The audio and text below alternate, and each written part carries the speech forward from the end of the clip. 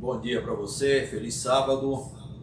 Nós estamos começando aqui a Escola Sabatina da comunidade de expressão portuguesa em Orlando, dando um feliz sábado para você. Hoje é um sábado especial, sábado que se convencionou chamar de Páscoa, mas a verdade é que não foi nesse sábado, mas foi o sábado que Cristo descansou da salvação, do perdão e da redenção que deu para você e para mim, né? Amém. Nós vamos entrar direto no estudo da lição, então eu gostaria que convidar você a fazer uma oração, feche seus olhos e vamos pedir a bênção de Deus. Amém. Pai querido, muito obrigado por mais esse sábado, pela oportunidade que temos de aprender de Ti, da Tua Palavra.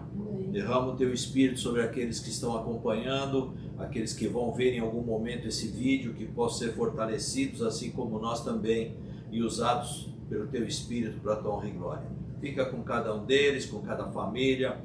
Pedimos especialmente pelo Claudiano, sua saúde, suas dificuldades, que o Senhor o abençoe, fortaleça, cure se for para a Tua honra e glória, e a cada um dos nossos amigos e irmãos em todos os lugares que verem esse vídeo, que sejam ricamente abençoados, como cada família também. Em nome do Senhor Jesus pedimos, Pai. Amém. Amém.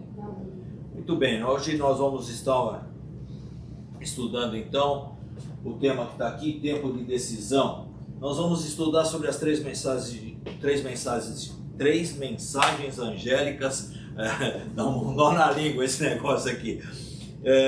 Eu quero só resumir para você rapidinho. O Apocalipse 14 tem 3 pedaços. O primeiro pedaço é do capítulo 14, verso 1 ao 5, que é exatamente, começa a descrever o remanescente de Deus, da igreja. O segundo pedaço é do verso 6 até o 13, que descreve a mensagem que esse remanescente tem que pregar e o que vai acontecer com essa mensagem. E o último pedaço do capítulo é do verso 14 até o 20, que mostra exatamente o resultado da pregação dessa mensagem, não é? A gente ainda não entramos propriamente nas mensagens, em função de que a semana passada trabalhamos um contexto que é Apocalipse 12, onde começa a sessão que chega no texto, e hoje nós vamos então estudar um pouco melhor o capítulo 14, não é? Veja, é interessante que o texto que nós vamos ter para memorizar, que é esse que vai aparecer para você, diz assim: e olhei e eis uma nuvem branca, e assentado sobre a nuvem, um semelhante ao Filho do Homem, que tinha sobre a sua cabeça uma coroa de ouro, e na sua mão uma foice afiada. Olha que interessante, ele começa a descrever de forma gloriosa a Cristo, que é o Filho do Homem. Nós vamos estudar um pouquinho isso na lição. E aí o outro anjo saiu do santuário, clamando com grande voz ao que estava sentado sobre a nuvem: pegue a sua foice e comece a colher, pois chegou a hora da colheita, visto que os campos da terra já, aqui pulou, hein? Já amadureceram, não é? Já amadureceram. Então, esse texto é interessante que ele tem duas coisas básicas. Ele tem esperança, porque mostra que Deus, que Cristo é o Filho do Homem e é o que tem a coroa de ouro na sua cabeça, ou seja, Ele é que tem o domínio. Mas também o texto mostra que a gente tem que ter ação e decisão. Por quê? Porque na ação de Cristo, na volta dele, automaticamente tem decisão de que lado você vai ficar. Você vai para o celeiro de Cristo no céu, ou você vai ser lançado no fogo como palha inútil? Essa é a decisão, não é? Então vamos ver os comentários aqui. Eu quero fazer um rápido comentário. Apocalipse 14 mostra o grupo que está ao lado de Deus no último conflito da nossa história. É Apocalipse 14, 1 a 5, como eu falei, né? Ele então nos mostra, esse pedaço aqui nos mostra a mensagem que eles são chamados a viver, que é Apocalipse 14, 6 a 13, e aí conclui com uma cena de execução do julgamento divino como resultado da aceitação ou rejeição dessa mensagem. Então, nesse julgamento depende das decisões que cada um faz agora para a vida, que é a colheita e tem mais um aqui, ou para a vida, que é a colheita, ou para a morte, que são as uvas, que a gente vai ver no decorrer da lição. Ele está perdendo a configuração, né? É o problema, nós vamos ter que mudar isso de algum jeito. O próximo, por favor. Então nós vamos estudar os seguintes 3 pontos principais. O momento das decisões, que é Apocalipse 6 a 13, que são as 3 mensagens angélicas, e um momento do destino, que é as decisões, né? É a parte de domingo, que é escolhas eternas. Depois o exame das decisões, a avaliação dessas decisões, o Filho do Homem e o Juízo Celestial fazem a avaliação, e o seguinte é o resultado dessas decisões. É a colheita da messe, o destino dos justos, ou, próximo, tem mais um. Não, volta. Tem mais um ali embaixo. A colheita das uvas, o destino dos injustos. Tá certo? Isso. Então, são três pedaços da lição, é dividida em 3 partes. O primeiro deles, então, nós vamos começar, é a escolha eterna, né? Escolha eterna. É interessante que, no chamado que Deus nos dá, Ele nos dá um chamado para a vida eterna, não para a perdição, não é? Interessante que Deus, na história da humanidade, e a gente vê na Bíblia, desde Adão e Eva, Deus falou com a humanidade de alguma forma. Sempre teve alguma mensagem, sempre teve alguma advertência, sempre teve alguma orientação. E a Apocalipse 14, 6 a 13, é exatamente a mensagem de Deus para o povo hoje. É exatamente a mensagem para o povo de Deus hoje. Então, nós vamos ver o seguinte, é um momento do destino, que seria as escolhas eternas, não é? Veja, 24:14 de Mateus, esse é um texto muito importante para nós hoje, que esse evangelho do reino será pregado em todo o mundo, em testemunha a todas as nações, então virá o fim. Isso aqui eu acho que é o maior desafio que a igreja tem hoje. Todo mundo, eu vejo muitas pessoas aí se precipitarem, marcando datas ou marcando eventos, porque vai sair isso, porque vai vir aquilo. Isso aqui é o maior sinal da volta de Cristo. Mateus 24 é o sermão profético de Jesus, que segue o mesmo padrão de Daniel. Eu não abordei isso, mas isso é muito importante, eu não vou conseguir agora. Mas veja, quando o Evangelho do Reino, volta lá para mim, por favor, for pregado em todo o mundo, é que então virá o fim. Esse é o sinal. Mateus 24 tem muitos sinais: sol, lua, estrelas, e guerras, e rumores de guerras, e fomes, e tempestades, e epidemias, enfim, um monte de coisa. Mas esse é o sinal. Então, como o próprio Jesus disse, toda e qualquer pessoa que viva nesse planeta quando ele voltar, terá ouvido as boas novas do Evangelho. Por quê? Será pregado em todo o mundo, em testemunha a todas as nações. Então, o próximo quadro, você vai ver o seguinte: como o próprio... Esse aqui, né? Aquele, é o 2. Esse aqui? É esse aí. Aqui volta pro... Como o próprio Jesus disse...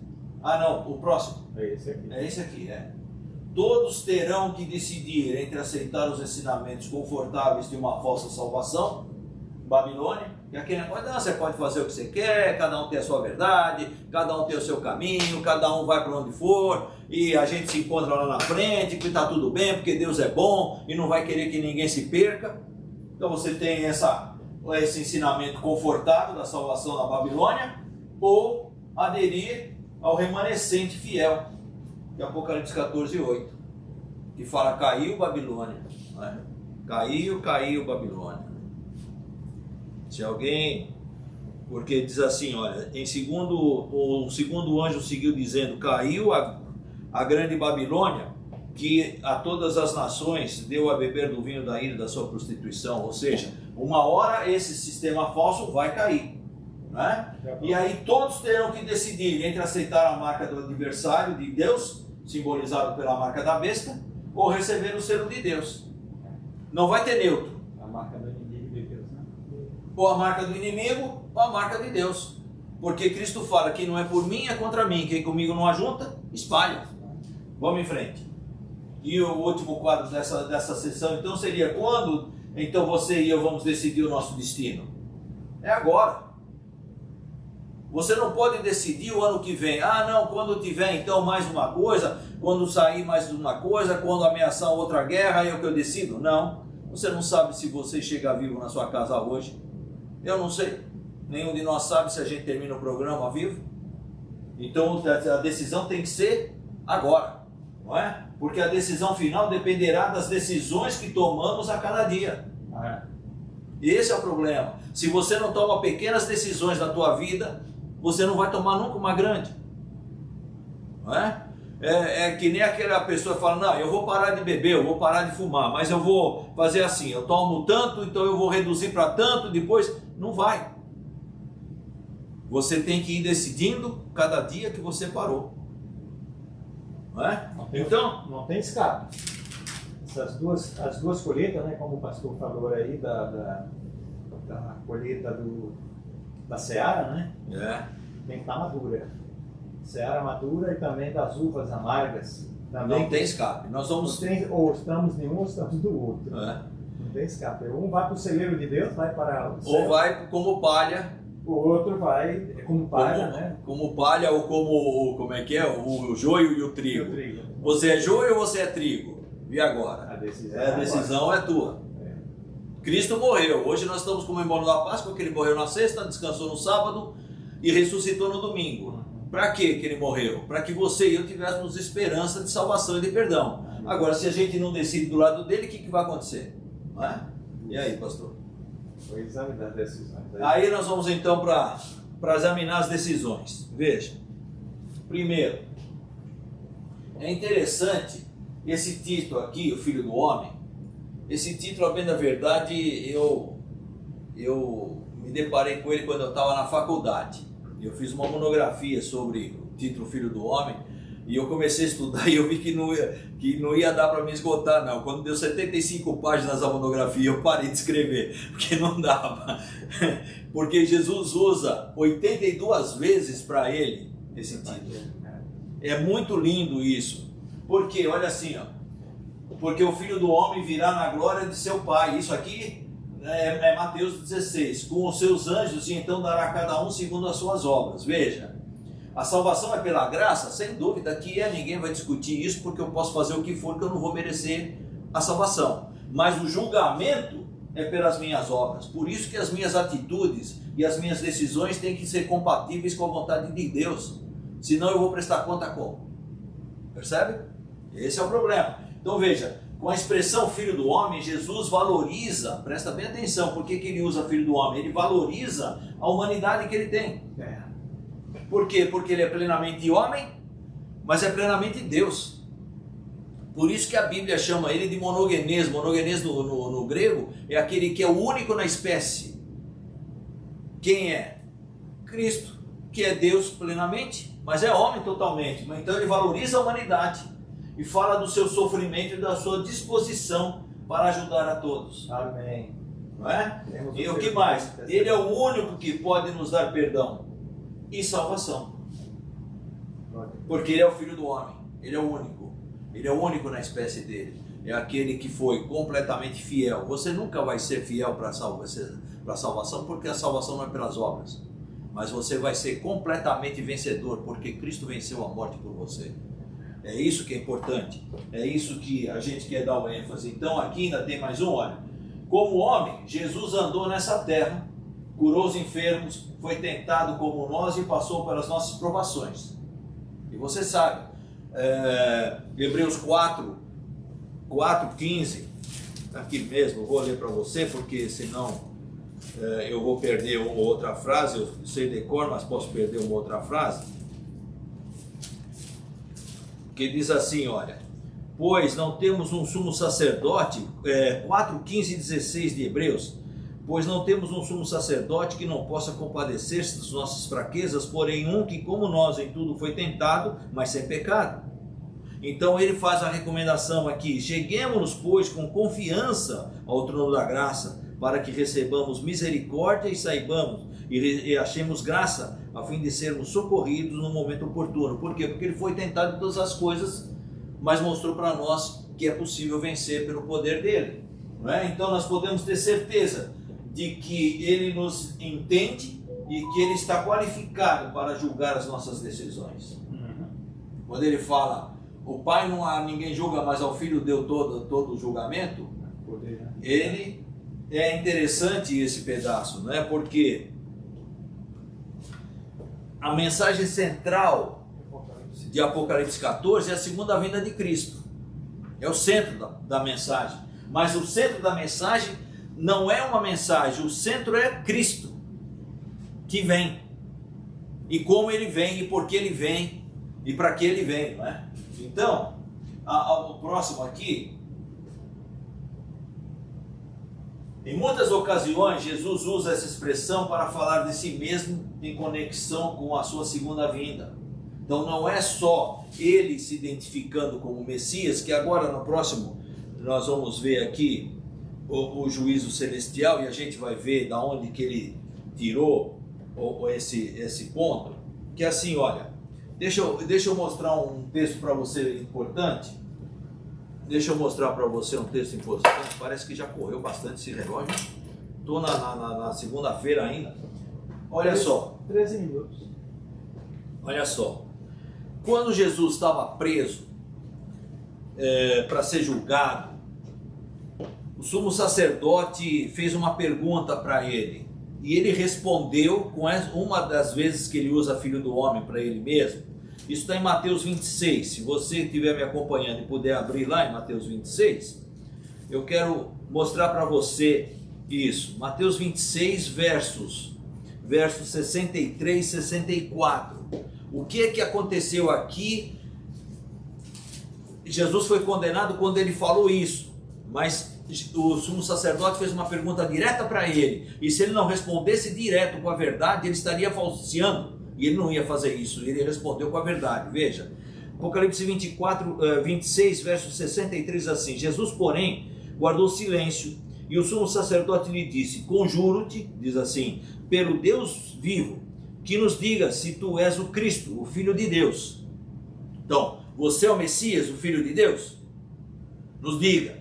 E aí ele respondeu, verso 64, respondeu-lhe Jesus: tu o disseste, porém vos digo que em breve vereis o Filho do Homem assentado à direita do Todo-Poderoso e vindo sobre as nuvens do céu. Isso foi tão forte, porque ele buscou que mensagem daqui? Que eu vou mostrar para você já. O que o sumo sacerdote fez? Verso 65. Então o sumo sacerdote rasgou as suas vestes, dizendo, blasfemou. Percebe? Da onde que Jesus tirou isso? Daniel 7.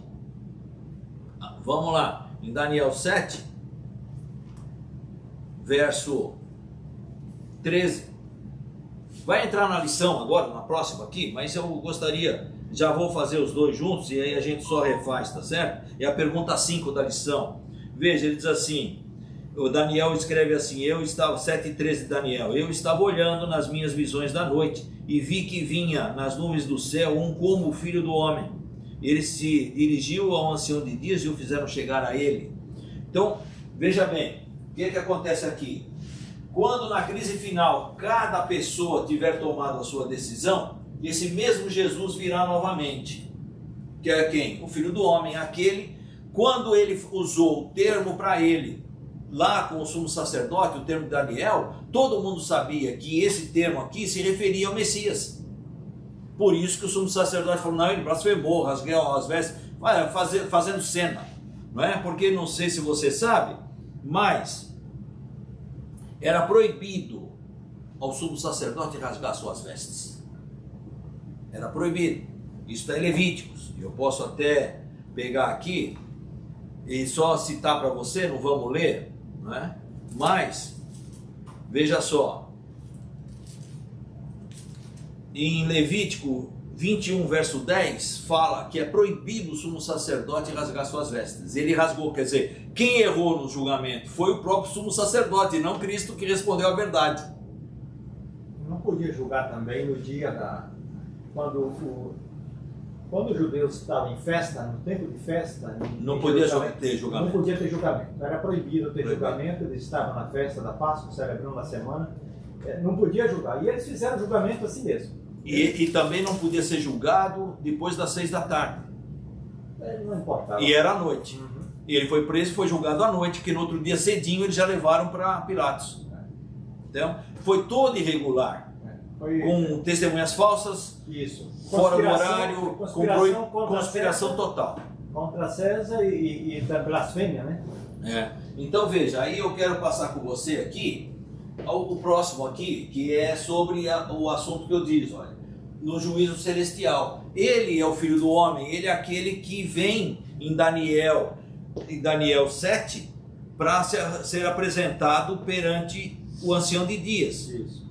Aí veja, o assunto aqui começa em Daniel 7, no verso 9 e no verso 10, que diz assim, olha: eu continuei olhando até que foram postos uns tronos e um ancião de dias se assentou. Quem é o ancião de dias? É o Pai, pela descrição que você vê em seguida, que diz assim, olha: a sua veste era branca como a neve e o cabelo da sua cabeça como lã puríssima, o seu trono era de chamas de fogo com rodas de fogo ardente. E o que mais que acontecia ainda? Olha que coisa maravilhosa a cena que ele viu, verso 10. Um rio de fogo, uma nave saía de diante dele, e aí milhares de milhares o serviam e milhões de milhões estavam diante dele. Quer dizer, milhares de anjos iam e voltavam com os livros, enfim, com as coisas, e milhões na frente assistindo, para ver o julgamento como é correto de Deus. Aí veja, assentou-se o tribunal e abriram-se os livros. E aí quem é que chega então para julgar? Verso 13. Eu estava olhando nas minhas visões da noite e vi que vinha nas nuvens do céu um como filho do homem. Ele se dirigiu ao ancião de dias e o fizeram chegar até ele. E o que aconteceu aqui? Quem era o filho do homem? O que ele tinha? O que ele recebeu? Veja o verso 14.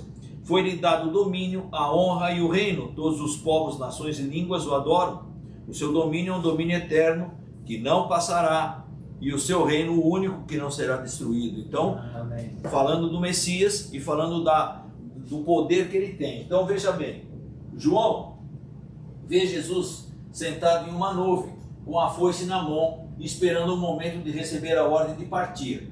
Não é exatamente parecido com o que a gente viu aqui, numa nuvem, ele vinha entre as nuvens. Isso. Mas ele não veio para a terra. Observe que João não vê Jesus vindo para a terra na nuvem.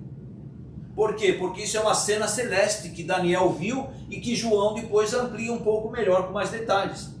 Então veja, a segunda vinda ocorre quando Jesus recebe a ordem: pegue a sua foice e ceifa. Não antes. Correto? Então veja, porque assim, olha, desde Daniel a gente sabe que Cristo é o juiz, que essa é uma cena de juízo, que esse juízo foi estabelecido no céu em 22 de outubro de 1844, segundo Daniel 8,14. Então, quando vê claramente que esse não é uma cena da volta de Cristo, é uma cena lá no céu, porque ele comparece perante o Pai no tribunal. Pois não, pastor? Pode ir. Quando o pastor falou da nuvem, não sei se o pastor vai falar sobre isso, mas fala você. Em toda a Escritura, as nuvens representam a presença de Deus. Exatamente. Em todas as Escrituras. Por exemplo, durante o Êxodo, o Senhor ia adiante deles numa coluna de nuvem para guiá-los no caminho. Está em Êxodo capítulo 13 e 21. No Sinai, quando Moisés recebeu os 10 mandamentos, o registro sagrado declara: uma nuvem cobriu o monte. E 1 Coríntios 10, Paulo fala claramente também da nuvem, que era Cristo, e da rocha, que era Cristo. Ou seja, a gente percebe que a glória de Deus descansou sobre o Sinai, né, uma nuvem. A nuvem cobriu, sabe, durante aqueles 6 dias, aquela presença lá de Deus. Quando o antigo santuário no deserto foi dedicado à presença de Deus, foi revelado uma nuvem. Numa nuvem também. E também no Salomão, quando ele dedica o templo também se encheu com uma nuvem. E você sabe que no Shekinah também era nuvem. O sacerdote entrava ali, era uma nuvem. E cobria, a nuvem que o cobria era a nuvem de incenso do altar de incenso, para que ele chegasse ali, que era a mesma coisa. Então veja bem, vamos passar aqui. Quando ele vier, vai ser dessa forma, também, numa nuvem. Do jeito que Jesus voltou para o céu. Exato. Atos 11. Isso. Aliás, 1:11. Né? Porque tem gente que acha que fala de um rapto secreto, né? do arrebatamento. Presta bem atenção. Quando Jesus ascendeu ao céu, está em Atos 1, quando ele sobe ao céu, ele foi envolvido por uma nuvem. E um anjo chega para os discípulos e fala, olha, esse Jesus que foi assunto ao céu, voltará do mesmo modo que vocês viram ele subir. O que ele está dizendo? Que era aquele mesmo, em carne e osso, e do mesmo modo, assim como ele subiu e ficou oculto numa nuvem, ele vai vir numa nuvem e vai se revelar. É exatamente o mesmo. Exatamente. A presença de Deus. Então, vamos ver. Em Apocalipse 14 é um texto paralelo a Daniel 7,13, como a gente estava falando. Então eles descrevem o julgamento divino antes do advento.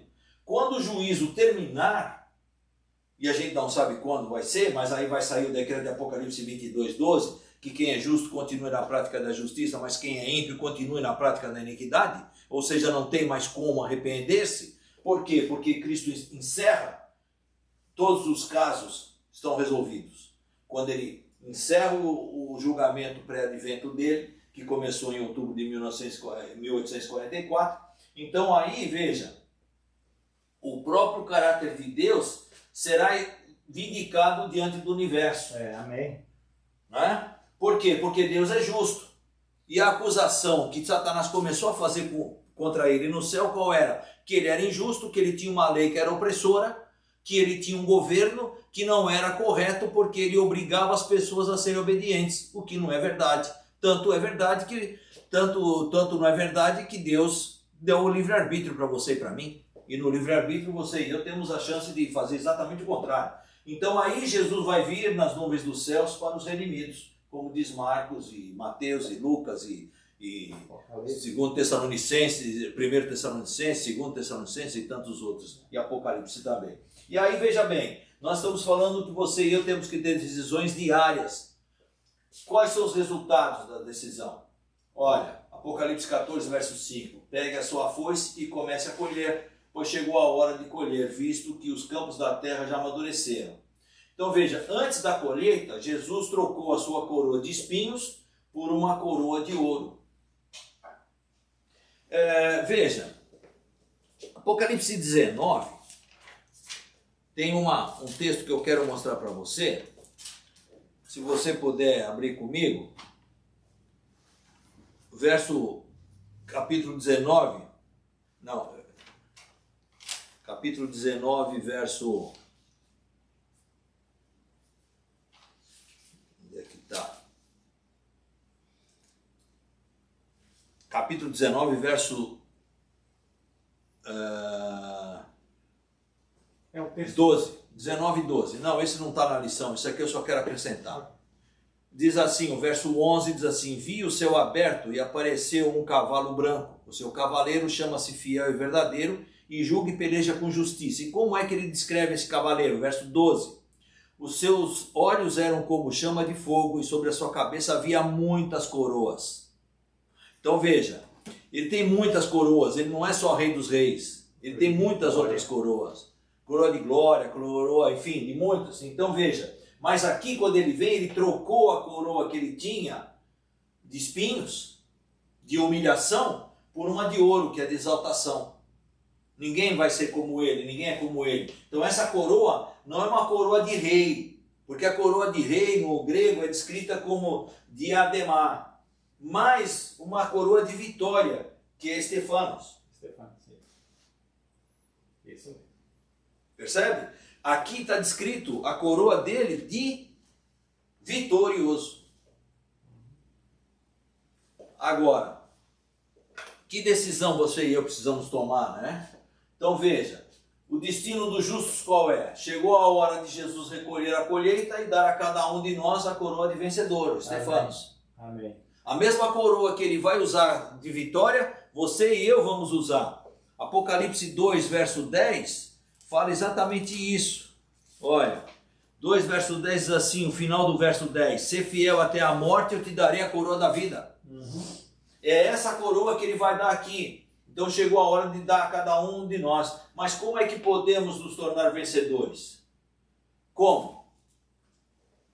Simplesmente nós vamos nos tornar vencedores? É aqui que a semelhança... Não. É essa mesmo? Com a colheita Os grãos de cereais ganham a vida. Vou voltar lá, isso, tá. então volta. Eu vou voltar lá. Volta, vamos ver. Parece que eu estou meio desengrenado. Aqui. É isso aí, é isso mesmo. Como nós vamos nos tornar vencedores? Veja, aqui a comparação... Ok, esse aqui. Está demorando para aparecer. Está demorando porque tá... Pode colocar. Aqui a semelhança com a colheita de grãos de cereais. Ganha vida. Uhum. Para ser colhida a messe, o grão precisa crescer até estar um grão maduro e perfeito. Isso. Você e eu precisamos ser perfeitos em cada fase da nossa vida, em cada fase do nosso desenvolvimento de comunhão com Cristo. Não é? Então veja. Aí estão as duas colheitas. Né? Do mesmo modo a gente colheitas. deve crescer todos os dias em santidade. Porque o problema é o seguinte, existem a santificação e a justificação. Veja bem, é a justiça comunicada e a justiça imputada. Deixa eu explicar uma coisa para você. O que é uma justiça imputada? Quando a gente aceita Cristo, Cristo coloca a justiça dele sobre nós. Fala, eu imputo sobre você isso. E nós estamos justificados. Porém, existe a justiça comunicada. E qual é a justiça comunicada? Aquela que dia a dia a gente decide receber, aquela que dia a dia a gente vai buscar, aquela que dia a dia a gente implora a Cristo que nos conceda. É isso aqui. Então, do mesmo modo, a gente tem que crescer todos os dias em santidade, transformados pela graça na imagem daquele que nos amou e venceu por nós. Por quê? Porque senão eu aceitei a Cristo, tá bom, e aí já estou salvo, uma vez salvo para sempre, e não... A Bíblia está repleta de exemplos de pessoas que estavam salvas e se perderam. E a Bíblia também está repleta de exemplos de pessoas que estavam perdidas e se salvaram. Por quê? Porque não é porque eu sou trigo que eu vou ficar como trigo a vida inteira se eu não tiver comunhão com Cristo. Mas também não é porque eu sou joio que eu vou ser joio a vida inteira e não posso ser transformado pelo poder do Espírito Santo. E a decisão é minha e sua cada dia. Pessoal, cada dia. Então eu gostaria de passar os dois últimos slides. O primeiro deles é o destino dos injustos. Olha qual é. Lança a tua foice e midima os cachos da vinha, da terra, porque já as suas uvas estão maduras. Apocalipse 14, 18. Se os justos, que a colheita, crescem em santidade, ou seja, os justos na comunhão vão se aproximando de Cristo. Então o que acontece com os injustos? Fizeram a mesma coisa. Só a diferença... No microfone. A diferença é que a colheita do justo, né, que aí se fala sobre as duas colheitas, que um foram para a seara, ou seja, o celeiro de Deus, e o outro foi para o lagar da ira de Deus. Foram pisadas. As uvas eram... Aí onde descreve sobre as duas colheitas, as duas têm que estar maduras. Uma foi... As duas estão maduras. As duas estão maduras. Cristo não vem sem as colheitas estarem maduras, porém uma vai para o celeiro de Deus, ou seja, o grão bom, Deus vai guardar. Isso. E o grão ruim, ele vai fazer o quê? Pisar. Isso. Aí é pisar no lagar da ira. Da ira de Deus, porque ele vai dizer, bom, eu te ofereci a graça, te chamei, trabalhei com você, você não quis. É chamado das uvas de sangue, né? Se você não quiser, você vai sofrer as consequências da tua decisão. Eu vou sofrer, qualquer um de nós, que Deus tenha misericórdia de nós. Por isso que a gente insiste, né? Então, a contínua recusa de fazer a vontade de Deus produz impiedade e, eventualmente, uma consciência insensível. Porque à medida que a gente vai recusando o toque do Espírito Santo na nossa vida para ser transformado nos pontos que precisamos, automaticamente um dia o Espírito Santo pode chegar e dizer, não, eu já trabalhei com ele tudo que eu podia, ele não quis, eu vou me retirar. Porque no fechamento, por exemplo, quando Cristo sai do santuário celestial, o Espírito Santo não vai ser retirado da terra. O Espírito Santo vai se retirar daqueles que não quiseram ser salvos. Isso é importante. Então, o último slide que eu quero passar para você hoje, quero fazer um apelo para você. Por favor. Então, este é o estado em que cada pessoa se encontrará quando o tempo da graça concedido por Deus terminar. Isso. Ou ela foi santificada, ou rejeitou completamente a graça divina. Então, Vamos ler aqui Apocalipse 22, 12, que diz exatamente, eu já citei ele, mas agora eu vou ler, diz assim, olha.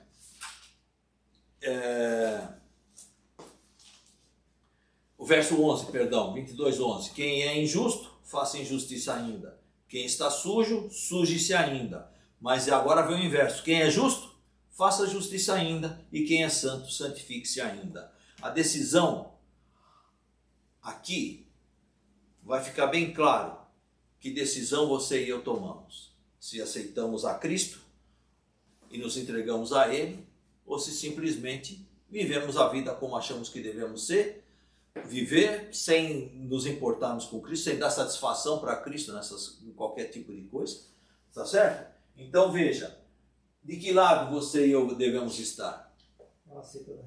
Se você aceitar, você vai estar do lado de Cristo, mas não é só aceitar, é também caminhar com Ele. Ou recusar e se enganar. Não, eu já tenho igreja, eu já tenho religião, eu já aceitei Jesus, está tudo certo na minha vida, não vou para lugar nenhum. Veja esse texto, eu só vou terminar com esse texto. Ah, você fechou? O texto da noite? É. Ok, eu volto lá. Por favor. Eu vou voltar lá agora, ele estava lá. Só que, estava lá, mas... Eu volto lá agora, um momentinho. Eu já vou fazer esse texto. Isso, esse aí, maximiza. O que vai acontecer quando o Evangelho do Reino for pregado em todas as nações? Diz assim, ó, a Bíblia será aberta de casa em casa e homens e mulheres encontrarão acesso a esses lares e as mentes serão abertas para receber a palavra de Deus. E quando a crise chegar, muitos estarão preparados para fazer escolhas corretas, mesmo diante das formidáveis dificuldades que os milagres enganosos de Satanás trarão. Haverá um exército de crentes leais que permanecerão firmes como uma rocha na última prova. Aí é só o último apelo. Irmãos e irmãs, o Senhor quer que transmitir-nos uma luz maior. Ele quer que tenhamos revelações claras da sua glória, que os ministros e o povo sejam fortalecidos em sua força. Amém. Você e eu somos convidados para decidirmos por Cristo cada dia, cada minuto que for necessário, para que a gente possa fazer parte da messe que vai ser recolhida no celeiro de Cristo. Amém. Que você e eu possamos escolher corretamente e eu quero orar por você por isso. Pai querido, muito obrigado pelas bênçãos, pelo estudo da Tua Palavra, que o Senhor abençoe a decisão de cada um de nós. Tenha misericórdia de nós, nos dá o Teu perdão nas falhas e problemas e pecados que temos, que o Senhor nos purifique no sangue derramado por nós na cruz pelo Senhor Jesus, e que o Senhor nos dê o poder do Teu Espírito para nos transformar e para nos conduzir para mais junto de Ti cada dia, para que a justiça e a graça de Cristo possam ser comunicadas a nós cada dia, nos transformando para sermos mais semelhantes a Cristo, tão semelhantes a Ele, que sejamos guardados no celeiro dEle. Tenha misericórdia de nós, abençoa Teus filhos, o Teu povo em todos os lugares, te pedimos em nome do Senhor Jesus. Amém. Amém. Um abraço para você e já a gente volta com a pregação do Pastor Antônio. E quando você ver esse vídeo, então, você vai ver o link também do Pastor Antônio em seguida. Fica com Deus, que Deus te abençoe. Amém.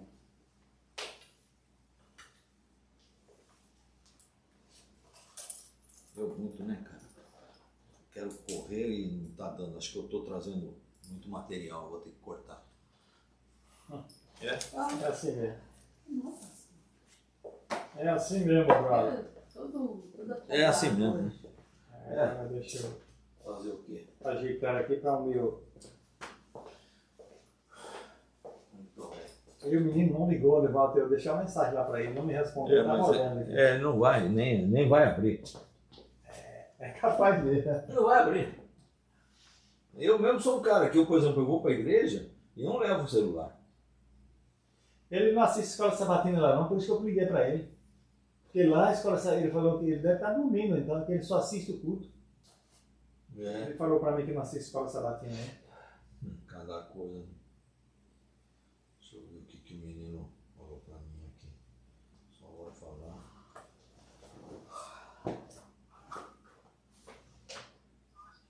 Muito bem. Eu fiz uma coisa aqui, pastor. Eu gravei, estava gravando pelo computador também. Espero que dê certo. Deixa eu botar aqui a altura, porque a cabeça do pastor está bem mais baixa.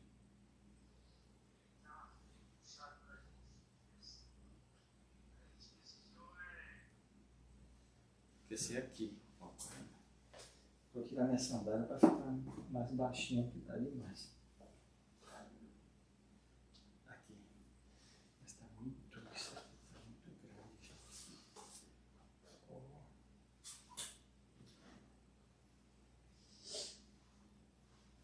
Deixa eu fazer isso aqui, aumentar aqui um pouquinho. Só subir aqui um pouquinho.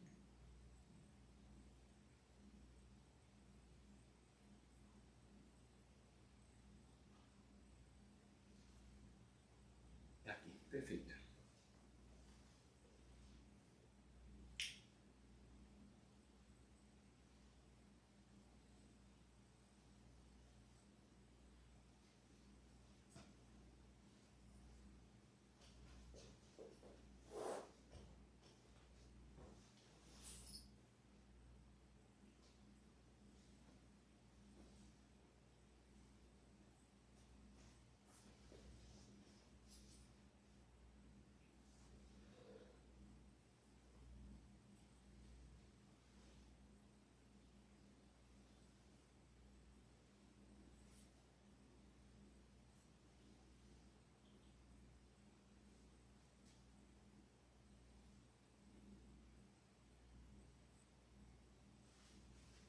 E aí, vai direto